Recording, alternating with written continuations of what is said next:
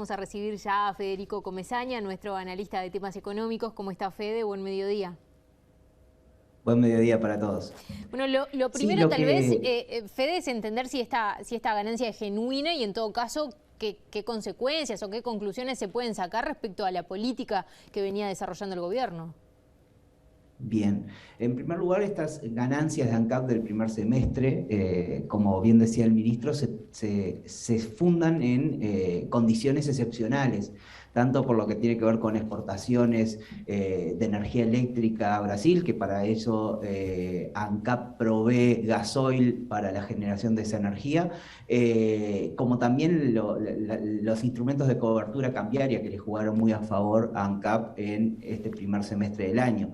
Solo esos dos elementos ya explican ese resultado positivo y hay otros elementos que permiten compensar las pérdidas que todavía se tiene por el área de negocio monopólica que tiene ANCAP, que son los combustibles. Es decir, si solo tomamos el sector de los combustibles, ANCAP perdió 20 millones de dólares todavía, con lo cual lo que está haciendo el gobierno es compensar este aumento de precios con otras ganancias por otros elementos ajenos a la propia fijación de precios del combustible. Esta decisión va en contra de la regla que instauró el propio gobierno en busca de eliminar la discrecionalidad en la búsqueda, en la fijación de precios del combustible. ¿Qué quiere decir eso? Que el gobierno lo que buscaba, o el objetivo, y que todavía mantiene, es que la gente deje de percibir la decisión de baja o suba de precios de los combustibles como una decisión política, también los agentes económicos en general. Es decir, que se desligue de decisiones políticas y sea producto de una paramétrica transparente que refleja las condiciones de costos y las condiciones internacionales. Si el resto de los combustibles en el mundo suben, bueno, que también suban en Uruguay; si bajan, que también bajen en Uruguay, pero que eso no esté atado a decisiones políticas. 4 meses después de instaurar esta regla, el gobierno suspende su ejecución y vuelve a decidir políticamente sobre los combustibles, lo cual, desde el punto de vista comunicacional y de la gran dificultad que ya tenía en transmitir ese mensaje a la gente y a los tomadores de decisiones, recordemos las críticas que hizo el sector agroexportador respecto a la evolución de los precios de los combustibles. Entonces esto da marcha atrás en todo lo que había avanzado el gobierno en naturalizar esta regla y hacer que la gente la incorpore en su evaluación política y su evaluación de negocios. Entonces, la discrecionalidad parece que todavía no se ha ido en la toma de decisiones respecto a los precios de los combustibles y de las tarifas públicas en general. Sí, Fede, la realidad es que me atrevo a decir a que ningún gobernante quiere subir los combustibles o subir cualquier precio porque es una medida impopular. Ahora, también hay un costo asociado a la decisión de no subirlos. En ese sentido, podríamos profundizar en ese aspecto también, ¿no?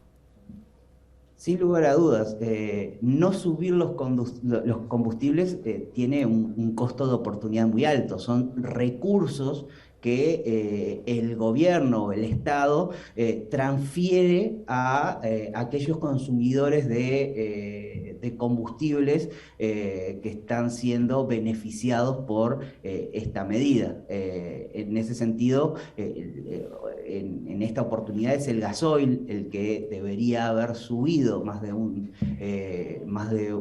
peso con 50, y aún así no lo hace. Entonces, esto es una transferencia directa de recursos que, bien lo explica el ministro, es un esfuerzo que busca, por un lado, apalancar el crecimiento en algunos sectores, pero cuando se analiza quiénes son los sectores más beneficiados por esa transferencia, bueno, no son los más afectados por la coyuntura actual, producto de la emergencia sanitaria o del nuevo o de la nueva configuración, digamos, de coyuntura que quedó luego de que se pasara lo peor de la pandemia. Es decir, esto beneficia sobre todo a los sectores agroexportadores que están hoy reconstruyendo su rentabilidad, pero que se benefician de precios altos de las materias primas que ayudan a impulsar esa actividad y una demanda creciente por esos productos. Por lo cual, en realidad, esta transferencia tampoco se entiende desde el punto de vista de las medidas proactivas de un gobierno para impulsar esa actividad. Es cierto, el gobierno tiene una afinidad particular con esos sectores y, de hecho, un compromiso de campaña, sobre todo explícito en materia de precios de los combustibles, y eso también, de alguna manera, puede estar pesando en esta decisión. Son intereses genuinos los de los sectores agroexportadores por impulsar su competitividad y bueno, y el gobierno es particularmente sensible a ese punto en la agenda que las propias gremiales y los sectores en general agroexportadores le estaban reclamando con énfasis al gobierno. Muy bien, gracias como siempre, Fede, por este análisis. Lo seguimos en cualquier momento. Que pasen bien, hasta luego.